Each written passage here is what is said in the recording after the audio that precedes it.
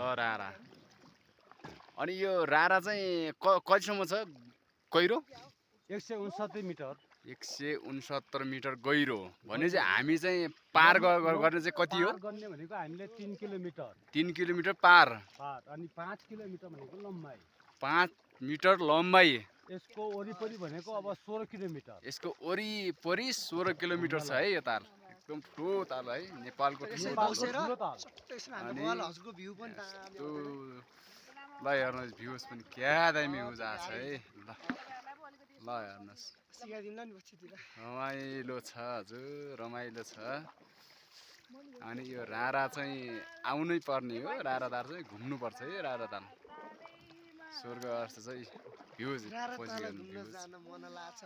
ल हेर्नुहोस् हो गाइसहरू हेलो वेलकम